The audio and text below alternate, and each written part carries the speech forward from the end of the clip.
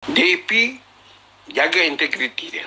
Seorang adun Selangor letak jawatan sebagai setiausaha penaja DAP sebab DAP sekarang lepas mesyuarat agung, ya.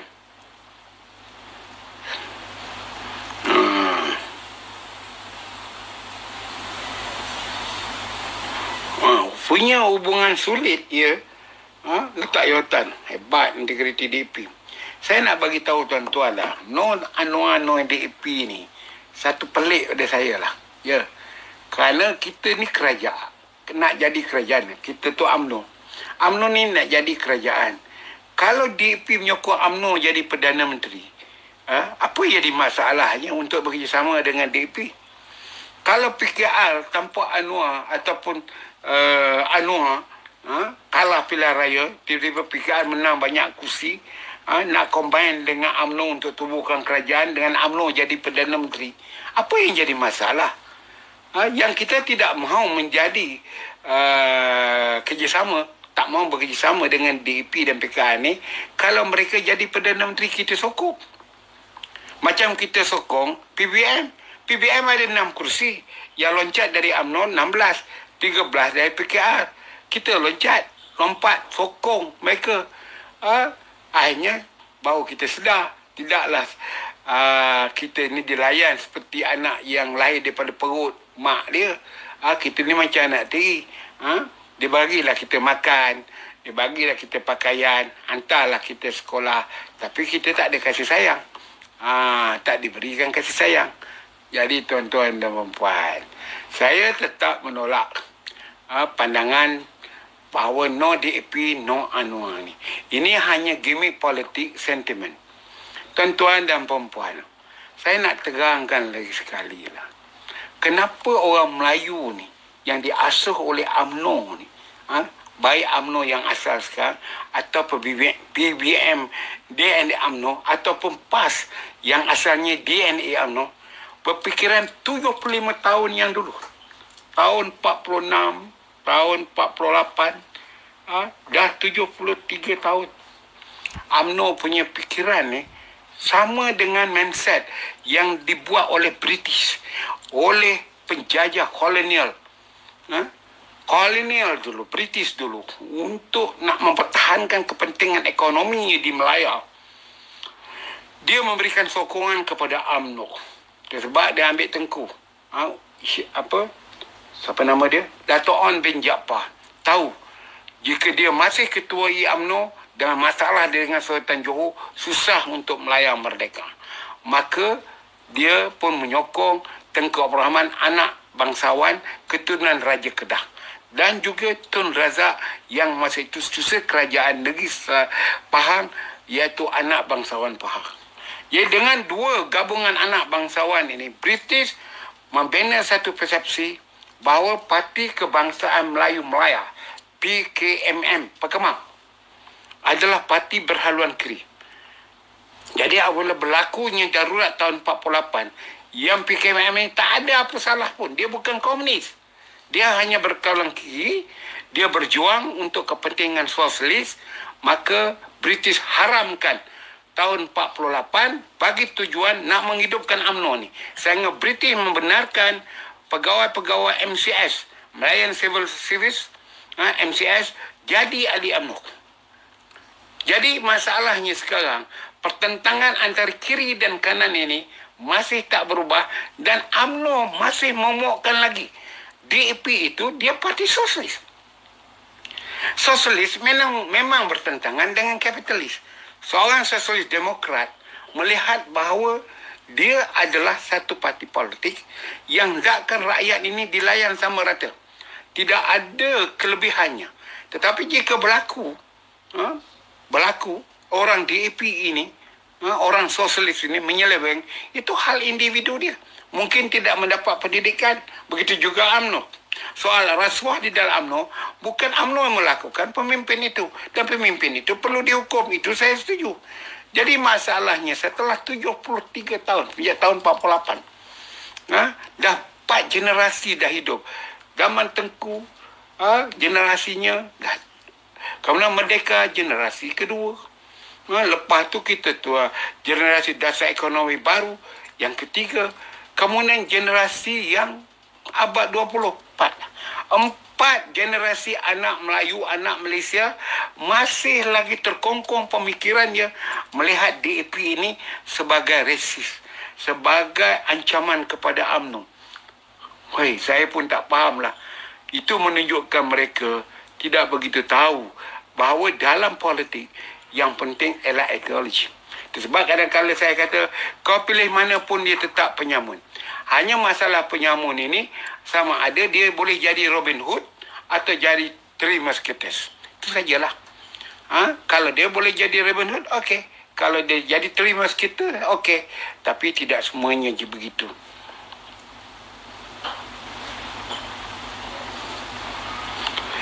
Nira Nazri, Niramuddin.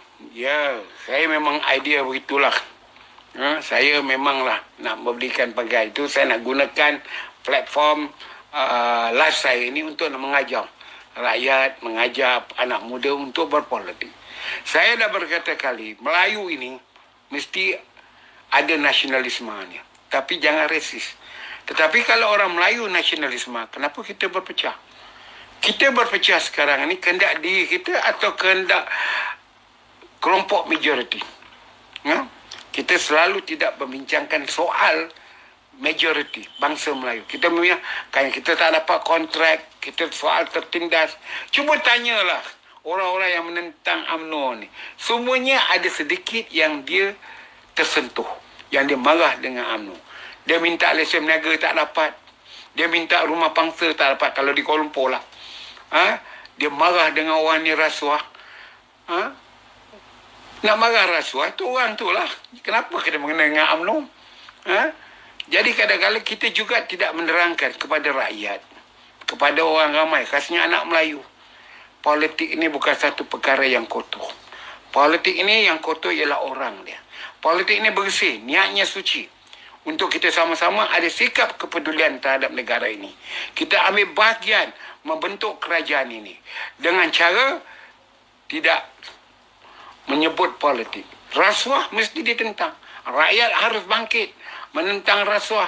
Mesti menyebut perkara-perkara rasuah siang malam. Kita juga harus menyebut salah guna kuasa. Kita juga harus menyebut perkara-perkara yang tak diambil tindakan. Dan sebagainya. Berapa aduan-aduan kita tak diambil tahu, tak diambil kisah oleh kerajaan kerana rasuah itu telah macam yang diberitahu oleh Tan Sri Amir Badur. Bahawa kita tahu sekarang bahawa golongan judi haram, pengubahan wang haram, orangnya. Saya nak beritahu, saya ada satu kes ni. Saya nak cakap waktu saya ke Facebook lama. Bagaimana seorang yang tak ada kaitan lagi dengan polis Pulau Pinang tu. Mengambil bahagian sehingga orang yang punya hak itu didakwa di mahkamah. Jadi berpusing kerana peranan polis. Orang tu sekarang jadi orang besar di sebuah polis, seorang pegawai kanan polis di sebuah negeri. Nanti saya akan cakap dengan dokumen-dokumennya ada di dalam simpanan saya. Dan saya dah 3-4 kali turun ke Pulau Pinang berjumpa subjek itu untuk nak menjelaskan. Jadi tuan-tuan dan puan, kita harus sikap kepedulian kita terhadap rasuah ini mesti ditingkatkan. Kerana itu sikap, tetapi janganlah seolah-olah kita tidak bersih. PBM sendiri melibatkan anak muda yang ditangkap kerana ada ganja, dadah. Tapi kita tidak boleh libatkan Tan Sri Muhyiddin terlibat dengan dadah. Takkan kita nak kata PBM semua terlibat dengan dadah? Tak mungkin begitu. Itu isu yang sipolan tu ialah, kan? Kerana ini kita dalam sekampung, macam-macam perangai ya dah. Kan? Kita pun beritahu, disuruh jangan berkaluat. Kadang-kadang orang kampung, mana kita tahu bila dia pergi ladang kelapa sawit, pokok tanam kau getah. Di suatu masa dulu, bagaimana berlakunya Imam Bilal ditangkap basah dalam pokok getah selepas bayang subuh. Ada cerita dia. Orang lama macam saya tahulah cerita tu. Kenapa? Kerana kita tak boleh buat kawalan pada orang. Jadi kita hanya mengingatkan, dan kalau kita nak membantu kerajaan, kita bangkitkan. Macam saya bangkitkan beberapa isu ketidakbetulan terhadap pegawai-pegawai, CEO dan sebagainya. Yang mana bagi kroni, bagi sebagainya. Jadi tuan-tuan, sajalah untuk percubaan saya menggunakan backdrop yang di belakang ni. Jadi yang akan datang tuan-tuan mungkin dengan cara begini dapat memberikan penjelasan yang lebih fokus kepada tuan-tuan dan perempuan semua. Nazri, Pak Long, ini peminat-peminat dia. Sajad pun menghabiskan beras juga kalau kita terus nak timbulkan hal dia ni. Okey, itu sajalah. Terima kasihlah kerana Facebook saya ni pun bukan banyak follower. Lagi satu perkara yang saya nak ingat pada tuan, yang mana dah add saya dalam Melayan-layan ni, add saya dalam Zahri MY original tu, iaitu Sang Kerembai. Kerana selepas saya dipulihkan balik pada 10/11, kemungkinan Facebook itu akan tidak diaktifkan lagi. Jadi tuan, tolong add, nanti apa saya kenal, saya tahu siapa yang ada dalam friend list saya. Dan kemudian jangan lupa 6 hari bulan Series Talking, talk show saya, biar betul terang, bersama Sang Kerembai pada 6 hari bulan 9 malam bersama Anthony Look. Katanya bakal Setiap Agung DAP. Jadi tuan-tuan tunggu ya. Apa pertanyaan saya? Jika ada tuan-tuan nak tanya saya, tuan-tuan WhatsApp lah kat saya.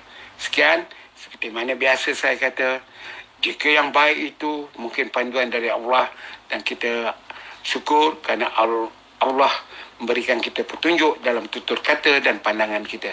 Jika ada yang terbabas, terasa, itu hal saya, yang mungkin menyebabkan dosa, menyebabkan saya bersalah. Yang itu saya mohon maaf. Sekian, terima kasih. Assalamualaikum warahmatullahi wabarakatuh. Selamat malam semua.